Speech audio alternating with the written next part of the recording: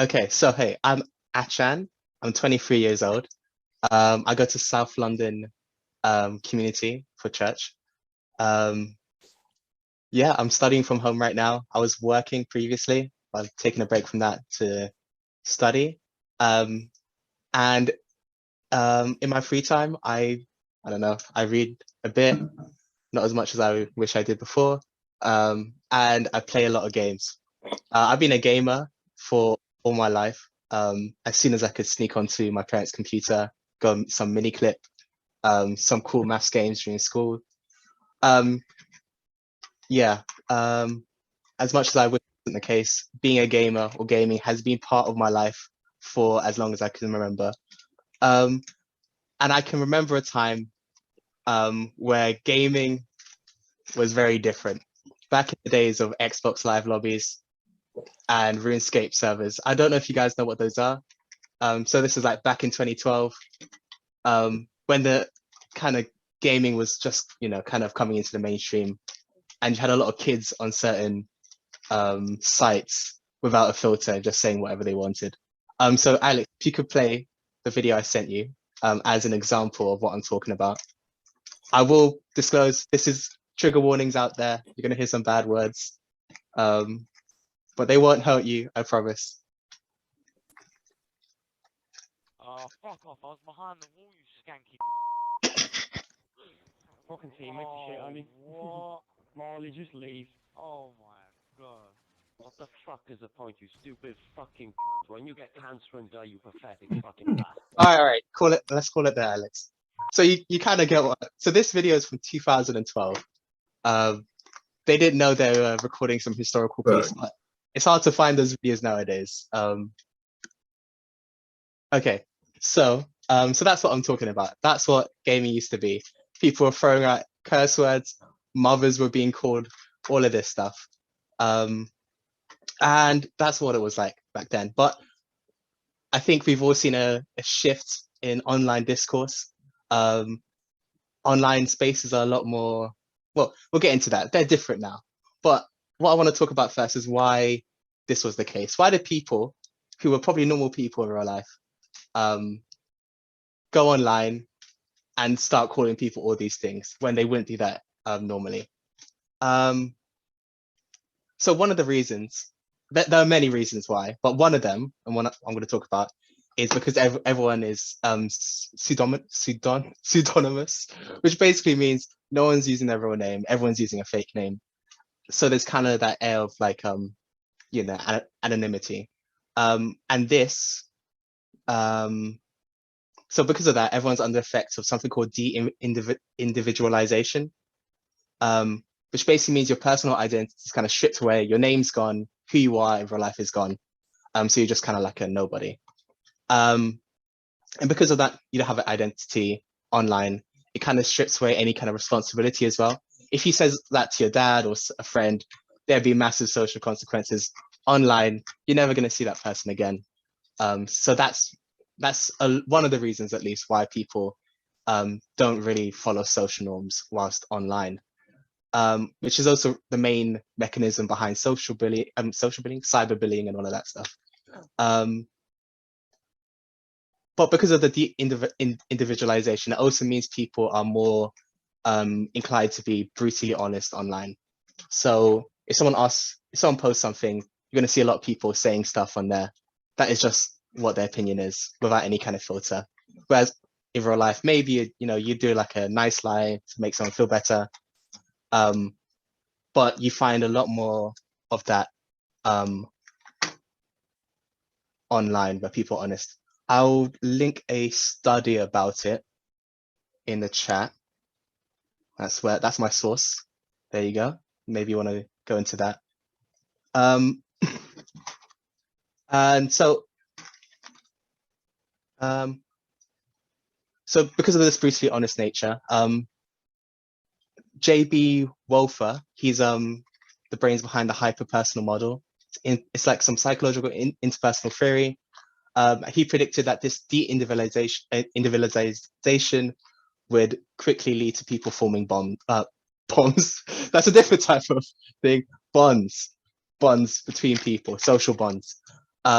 And because people don't have their personal identity online, they'll form these along social group lines. So not just like romantic relationships or friendships, but stuff like, you know, political lines. We all like, I don't know, video games, stuff like that. Where there's, you know, an identity beyond, you know, my name's Achan. And he also theorized that because people are brutally honest and showing that unfiltered thoughts, these groups would form quickly because people are just being honest about this stuff. So yeah, I don't know if you've seen that stuff online. I've seen that a lot. I don't have Twitter, but I've seen a lot of stuff on Twitter. I know of this thing called a K-pop stan. Not sure if you guys do. There's a lot of different fans out there. I've heard about the K-pop stans, people who change their profile to a K-pop person, BTS or something, and then that identity becomes, I am a BTS fan. I will post everywhere about BTS. If someone says something bad about BTS, I will find them in real life and kill them. That kind of stuff. K-pop person. We call them Koreans or non-Koreans. I don't know. I don't want to be.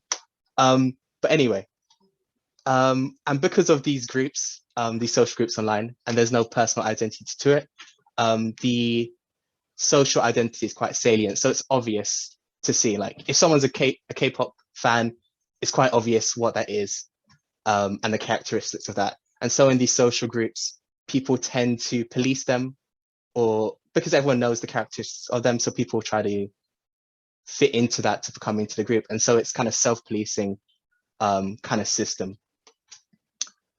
Yeah, so it's replicated and enforced by people of the group. So yeah, everyone's honest. In conclusion, everyone's honest. Everyone forms these groups. And one of the groups it forms along are politics. And I'm sure a lot of you guys have seen recently, in the recent years, that online political discourse has become very volatile or very partisan. And well, a lot of discussions have become very partisan and volatile. I don't know if you guys think that. I think that. I've seen that. I have no studies. This is where I read at a time. There's no more studies to come. So, you know, I'll post the other one as well, the hyper personal one. I'll do that at the end. So this is just what I think now. So take that with a grain of salt. Yeah, so that's how the internet is right now. This is how we got here. These are the conditions. What are certain people doing about it? Yeah, I've heard of those a few times, but let's talk about that afterwards, maybe. So what are people doing about it? Some people think it's a bad thing. Is it a bad thing? Is it a good thing? What social media companies are doing about it is that they are blocking certain words or certain groups of people. And that started around the time of like 2016, 2017. Just blocking certain viewpoints or whatever. I'm sure you can find some examples now. There's been a big push for misinformation is dangerous and blocking all of that stuff. And those are some of the reasons why they say that's the case. Though this stuff started in like 2016, 2017 mainly. And I found there hasn't really been a downtick in partisanship or vitriol online. In fact, it seems like it's still growing and it's not stopping anytime soon. Of course, correlation doesn't mean causation. But what I do see is when people are blocked online, if someone says something on Facebook and they're blocked on Facebook, they still want to express that online somewhere. They're going to find a different place for it. Where I've seen the popularization of alternative media sites. I'm not sure if you guys heard of a place called Parler, which was big until it was blocked, and other ones are coming up. And people move from those, you know, mainstream places to those places to say what they want to say. And so you kind of see echo chambers forming, and you can kind of see why partisanship has become worse. due to people moving to different places. So for me, I don't think it solved the issue. And I think there may be other reasons why certain companies are trying to block this stuff. Because again, I don't have the studies. I didn't have time to link everything, but trust my word, when people see alternative viewpoints, or when people have a space to talk to each other, I think they can come to an understanding, even through the disagreements. And it's not so much about how you say it, kind of. When people post something online in a rude way, people are normally they're fine with it if they agree with it, whilst people who don't agree with it find it really bad, because it's worded in a bad way, but more so because they disagree with it. That's from another study. I could get time to link it, but yeah. So that's what I've seen. Kind of, I know it's got a bit jumbled at the end, but in conclusion, what I think is that to come to a place where people can be more understanding of each other. Obviously, the internet creates a space where people can form bonds quite quickly, but then those social groups tend to become quite partisan, because they're quite strict and all of this stuff. And that's just like the nature of the internet and it being kind of anonymous and everything. So you can't really stop that on the internet. Or can you? Maybe we'll discuss it. And it seems to me that the solutions being proposed aren't working. There's other benefits from censoring speech online other than making discourse nicer for certain people. But I think the main benefit for us as normal people who want to create bonds online and understand each other, it might be best to do a bit of less policing and more trying to understand each other. Most people, when people, sorry, how should I word this? When people prescribe personal characteristics to someone from their opinion, let's say someone says something, what's an example? I don't think immigration is a good thing, for example. Someone might then prescribe, oh, that person's a racist for saying that, because they've got certain pieces of information.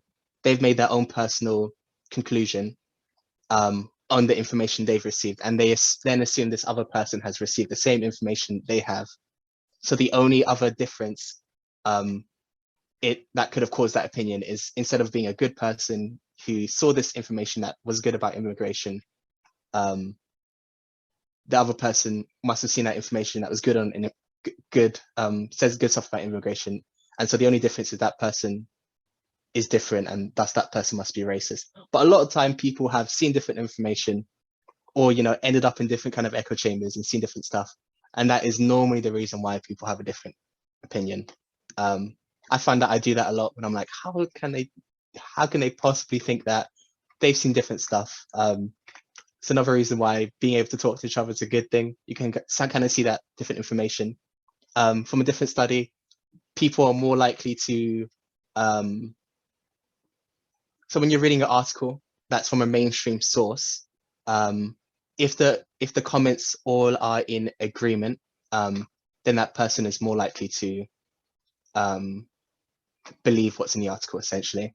But people who read the article very thoroughly and then see comments that disagree with that article, then those people are more likely to be cynical about the article going forward and all of that stuff. Whereas people who don't really read it properly don't really get changed out. That is just, so I'm just throwing out random stuff, but like, I wish I had a week to prepare for.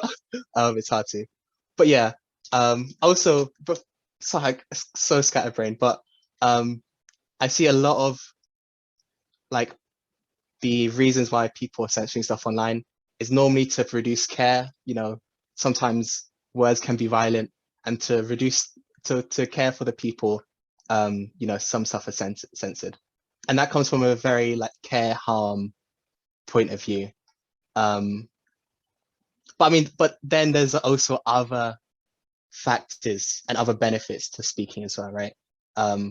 There's like truth versus untruth, freedom versus non-freedom. There's more pillars to the, I guess, the morality of speaking, other than does it cause harm or does it not? So that's what I want to find out today. What do you guys think about it? Is caring most about how people feel the most important thing, or do some other benefits outweigh that? Why do you think people are censoring online? And why do you think they're, wait, did I say it twice? Why do you think they're doing censorship online? And do you think it's working? And personally, in your own life off the internet, do you find yourself self-censoring a lot? Well, online as well, do you find yourself self-censoring?